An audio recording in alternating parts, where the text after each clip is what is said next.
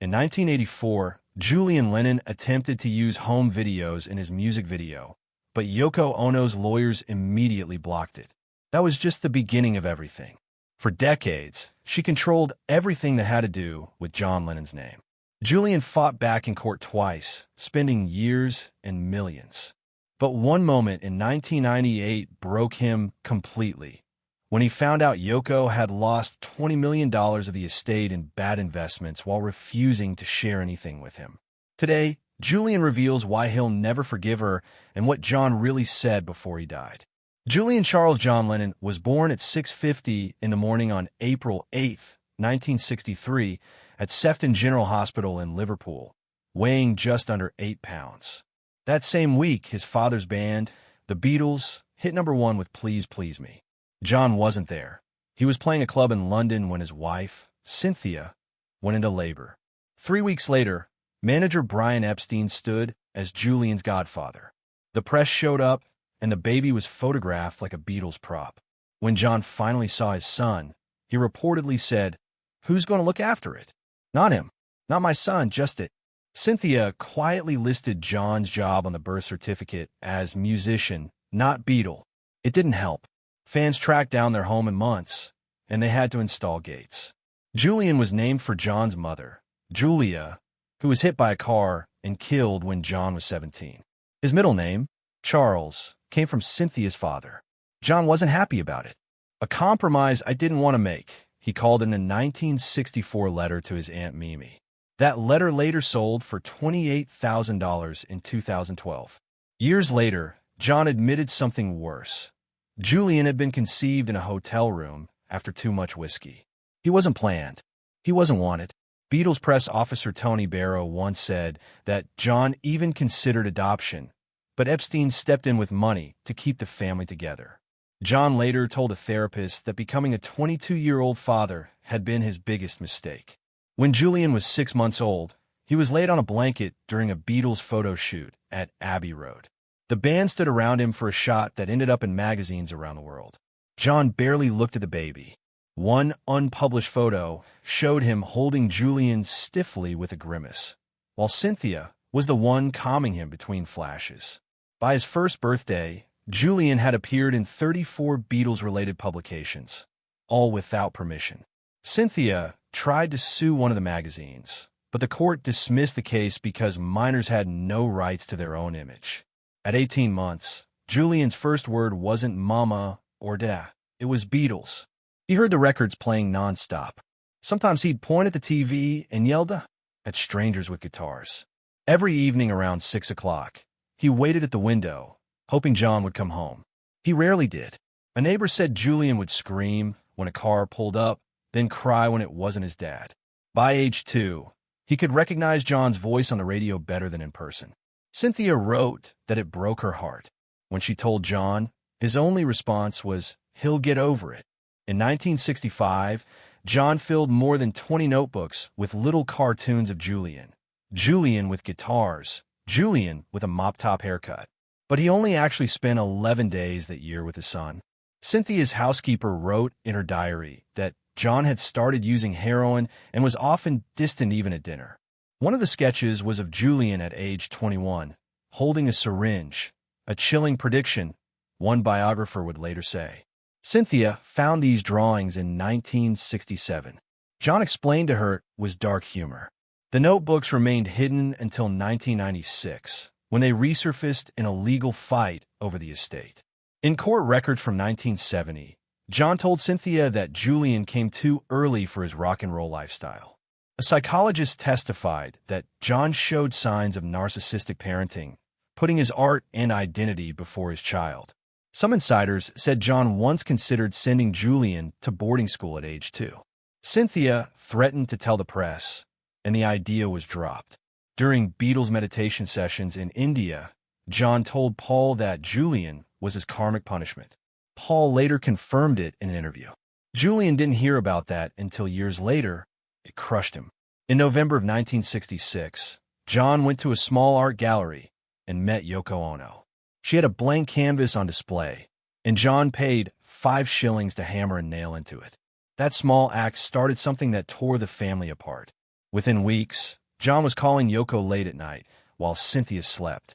By January 1967, he had visited Yoko's studio 14 times. Cynthia found love notes by spring. When she confronted him, he simply said, "I've found my soulmate." Julian was 4 when he joined the Beatles for filming Magical Mystery Tour. He sat next to Ringo Starr, who gave him candy and let him play with drumsticks. John barely acknowledged him, glued to the phone talking to Yoko. According to Cynthia, he took 17 calls from Yoko during the 2-day shoot. During one of their arguments, John threw a camera at the window. It missed Julian's head by inches. A crew member remembered John telling Cynthia, "She understands me better than you ever will." Julian clung to Ringo the whole time. Later he said, Ringo was more of a father that week than John had ever been. In March 1967, Julian brought home from nursery school a crayon painting, stars around a girl named Lucy. When John asked him what it was, Julian said, "It's Lucy in the sky with diamonds." That night, John wrote one of the Beatles' most famous songs. But when reporters asked about the title, John leaned into the drug rumors and denied his son's inspiration. Julian only found out the truth years later by reading a fan magazine. As John once said in an interview, "My son doesn't understand what I created from his childish scribble." The girl from the painting confirmed it decades later, but John never acknowledged her. John filed for divorce in November 1968. The legal papers cited irretrievable breakdown, but it was really about Yoko. Cynthia's lawyers got her a $100,000 settlement and $2,400 a year in child support, a tiny slice of John's millions. In the 6 weeks that this process lasted, Julian saw John only twice. The first time, John smashed a guitar during a fight over custody. The second time, they spent 30 supervised minutes together at Christmas. Yoko waited outside in the Rolls-Royce. John's lawyer argued that he wanted minimal contact with Julian. Cynthia had told the court that John once said, "Julian reminds me of my failures." On Julian's 6th birthday, April 8, 1969, John was in Montreal with Yoko, staging a bed-in for peace. Instead of attending, he wired a telegram stating, "Happy birthday, Jules.